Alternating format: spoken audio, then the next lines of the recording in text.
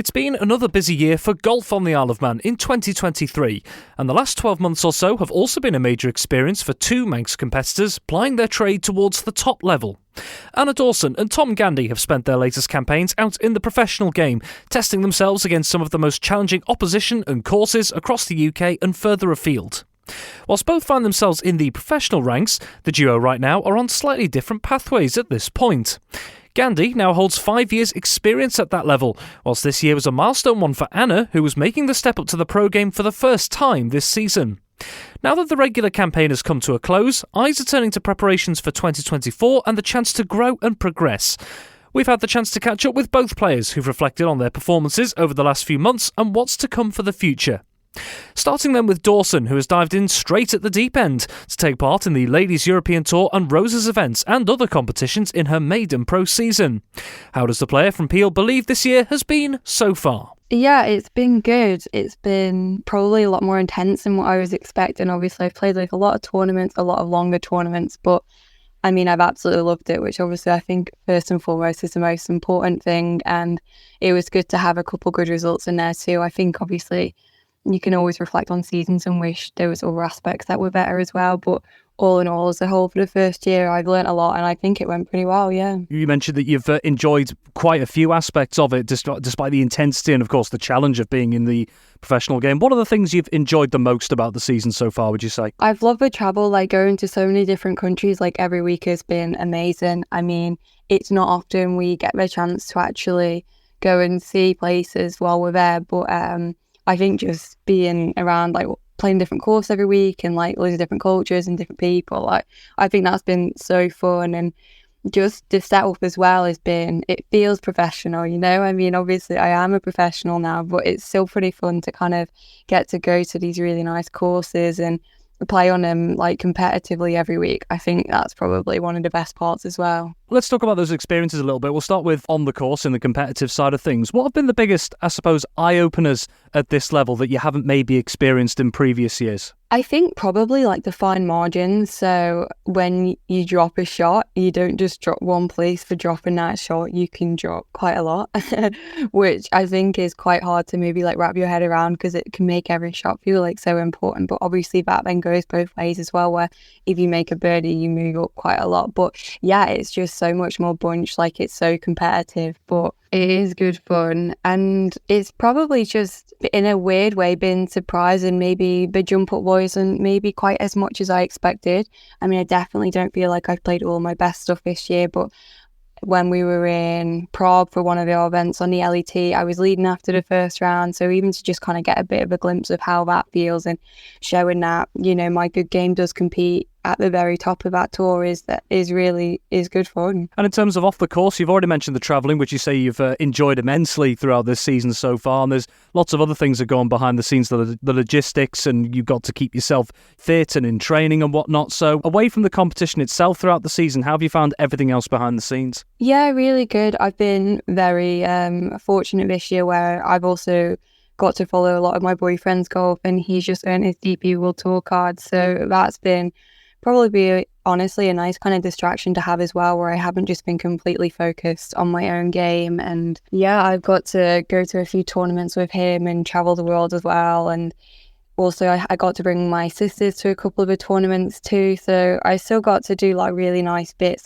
away from the golf. I brought Leah to South Africa and I brought my other sister Holly to Amsterdam. So yeah, there's been other great stuff as well that's gone along the side of it. When we spoke ahead of the start of the season, you mentioned that you were going to have to think about the fact that because of where you finished in Q School, you weren't necessarily sure where you were going to be playing from week to week or month to month. How have you found that, having to adapt sometimes quite quickly to the schedule in terms of the events that you've ended up taking part in? Yeah, it's been kind of tricky, but overall I've pretty much every tournament I got into I got to go. There was a couple towards the end of the year where it was just a bit too short notice and a bit too far away where I unfortunately couldn't take up them opportunities. But yeah, most of it hasn't gone too bad, and obviously that's a big learning experience where obviously next year I'll have so much more of a better understanding of that as well. And I think all things considered, I've handled that really well this year. And in terms of the community within let's take the Ladies European Tour, for example, not many people get the chance to play at that level. So to be playing alongside some of the top female players in the world throughout the season,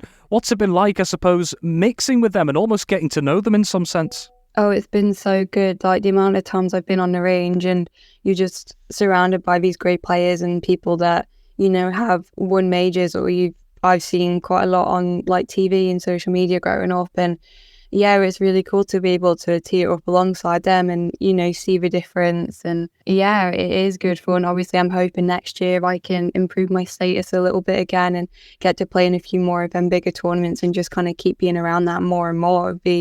Will be really good.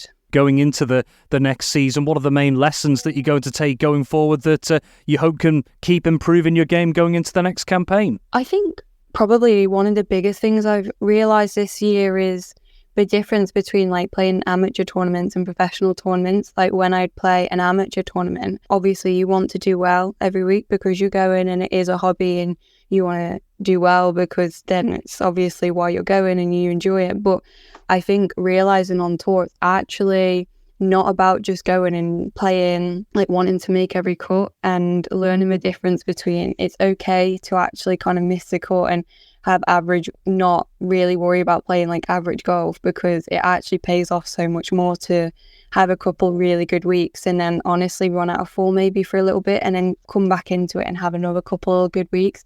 I think this year I've played very consistently and you kind of don't quite get rewarded for that. So I think just that affects next year how I'll play too, when I, have strategy wise and maybe playing a bit more aggressively and be willing to, make mistakes and know that the consequence for that I don't really need to worry about, because there'll be other times when I play well and it's worth so much more. So that's been interesting to wrap my head around, but I think I'm starting to understand it a bit now. In terms of, I suppose, highlights for the year as well, do you have any in particular? Are there any particular moments or results that have stood out for you that you're particularly proud of? Putting you on the spot here. Getting into the playoff in the Rose event was getting into the playoff in the Rose event was really fun. To make a birdie down the last as well, to get into it was good fun. It was really tricky conditions, and I had Shirley Price on the bag as well. And yeah, it was just such a different experience for me. It was the first time I've ever been in a playoff or anything like that.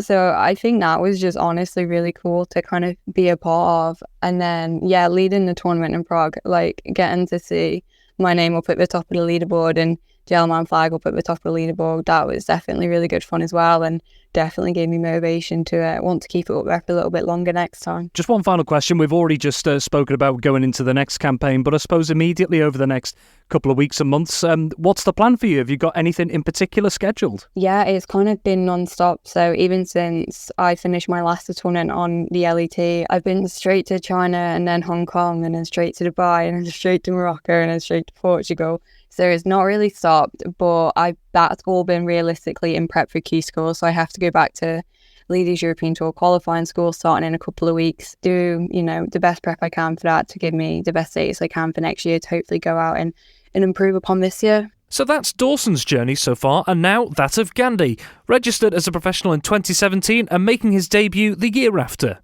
The Douglas man went into the 2023 programme with some slightly different objectives in mind.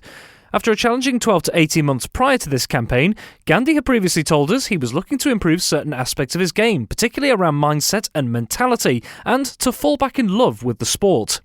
He's certainly given himself that opportunity to do that this year, having competed across numerous different competitions in a busy programme. So how has he found that schedule, and how does he feel he's performed in 2023? Mixed bag, really. I was kind of quite optimistic start of the year, the way things worked out, I didn't actually play as many events on the Challenge Tour as I was hoping to start the year. I was kind of promised X amount of invites and was expecting to play in more as well, and so I was holding out, waiting to go and play on some of those events which are more European based, and yeah, a lot of the time it didn't happen, or I was very close on a Monday or Tuesday, tournament starting Thursday, and I was left in no man's land a bit. So I played a bit of a bit on the Challenge Tour, a bit on the Tartan Tour, which is in Scotland, a bit on the Clutch Tour across England. So I never really played enough events on any one of those to have a big impact on any order of merit. So it's been good. I've had lots of individual decent weeks. I've not strung a long line of results together, but yeah, it's another season. It's another load of experience, learning opportunities, and here we are. Like you say, you had some what you feel were positive results, but maybe just couldn't quite put that string of consistent results together on any particular event. And do you think that the fact that you have had to, I suppose, juggle these different events across the year has maybe contributed to that not quite finding maybe that rhythm you were hoping for? Yeah, a little bit. I mean, I still probably played plenty of events, but then I would be playing one, but with half an eye on trying to travel off to Germany, say, or wherever, because if I believed at the start of the year I would play predominantly on the Challenge Tour, and I would, play sufficient events to get a better category for the following season, or so I was always maybe one eye on one thing and trying to play on the other, and tough to juggle. I mean, I had that problem probably when I was playing the European Tour and between the European and Challenge Tour, so maybe I should have learnt that lesson a bit earlier to really just commit to one, but it's the way it kind of felt. It was tricky, but like I say, there was lots of individual good rounds, maybe put 2 rounds together in a 3-round tournament, but stringing them all together, it always seems to, or has eluded me for a little while, but we're getting there. There's plenty of good signs, that's all I would say. You sort of alluded to the fact that it's a bit of a learning curve for yourself, having to go through that particular process. So along with, like you've already mentioned, some of the good results you've had, do you think that's kind of given you a fresh perspective on things in terms of how to manage a whole season when it's like that? Yeah, definitely. I know I'm I'm in my early 30s now, so you're kind of in the more maybe experienced, but until you actually go through these things and learn these things, I mean, I turned professional without really knowing anybody who had done so before, so I'm having to go through these things to learn these things myself a little bit. I haven't been able to maybe ask the question or be advised, or so it's the nature of it, really. All I'm trying to do is play whatever event I do play, turn up as best I can and play as well as I can. Like I say, there were a few events this year I maybe let myself be sidetracked because I was thinking I was going elsewhere or whatever, but I always, as long as it breaks down to you give it your best on every shot, what more can you do? But yeah, it's a tough one. I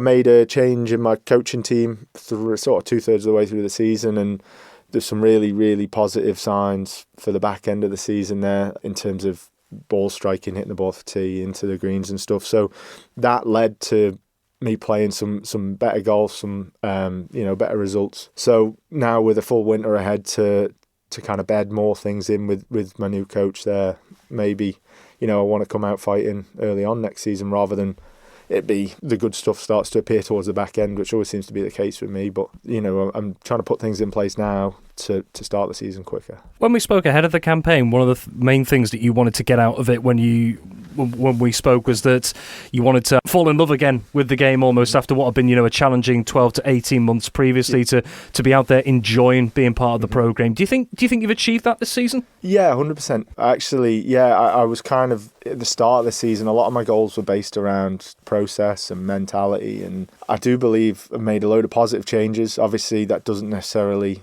come straight through in your results, but I know out there I've been in a much better headspace than I was prior to that, prior to the last time we spoke. So it's definitely been a big move forward there. Now, hopefully, like I say, technically and ball striking wise, hopefully starting to see a lot of positive signs there as well. And eventually it has to come together, surely. So, I'm in it for the long haul. I love the game. I love what I do. I do believe a good version of me is plenty good enough to compete on the, European Tour or whatever. And that's what I aim to do, bring the best of myself and see what happens. Broad question here. Talking of highlights of the season, are there any in particular that stand out at this particular point? I don't know, I'm maybe a bit harsh on myself. I did have my first competitive hole-in-one, which is a chance occurrence really as much as anything. It was a good shot, but I've hit plenty of good shots before that haven't gone in. And there was a bit of a crowd there for that. So that was a nice moment. It was in the middle of a pretty bang average round of golf though, so I didn't play particularly well that week, but yeah, bits like that. Nothing. I mean, I've got to see some great places again. I've kind of, as I say, enjoyed the experience more. I'm kind of in a much better headspace with it. So it's all a learning curve. It's been good. Your first sort of pro hole-in-one, as it were. Just what was that moment like? Did it feel good as soon as you connected with it, or was it that long old wait of just waiting to see where it lands? I mean, it was a little.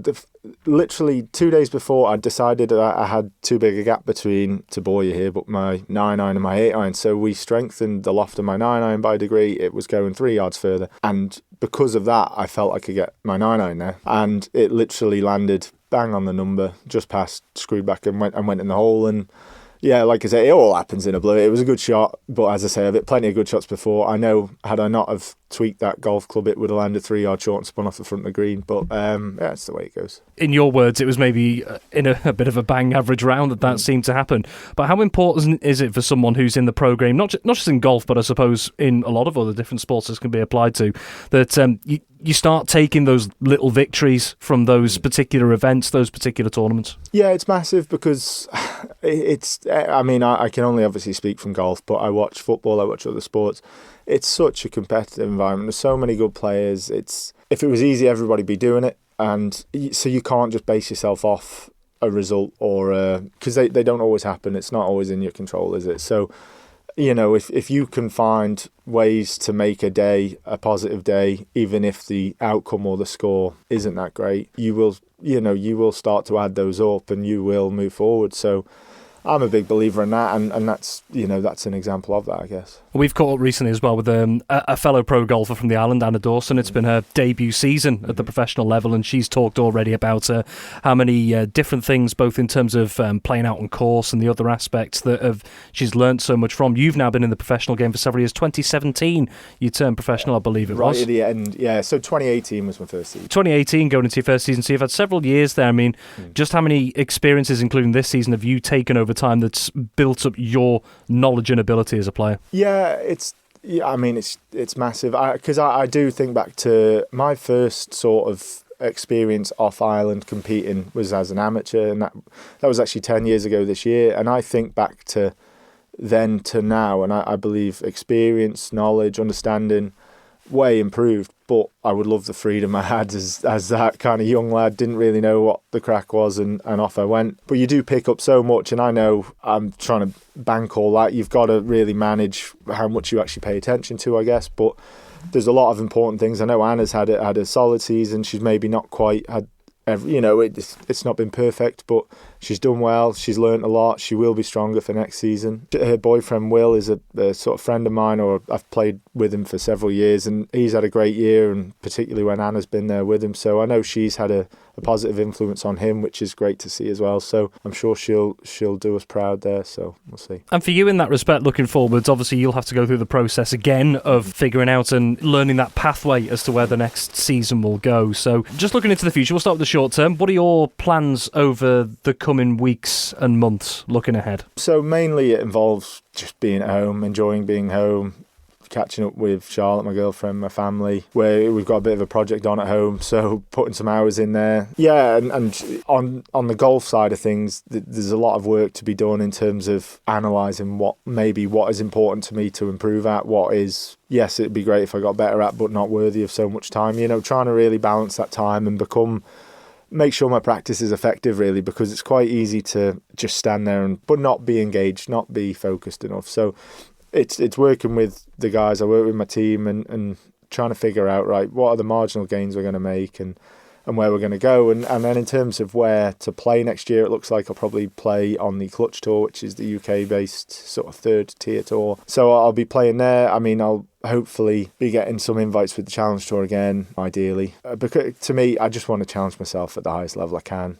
I know, like I've said, a good version of me is more than capable. So if I can bring that to a good week on the a higher tiered tour, then I know I can compete. So goal is to play that for the most part, see where we stand after the early season and go from there, really. Thank you for having the stamina to make it to the end of the Manx Radio Sportscast. You're clearly someone who has their eye on the ball at all times. Want to hear more about the latest sporting news across the Isle of Man and much more? Then might I recommend you take the plunge and subscribe to this series or a wide range of Manx Radio podcasts at your favourite podcast provider, so that, in a flash, all of our finest moments take a winner's place on your smartphone. Thank you.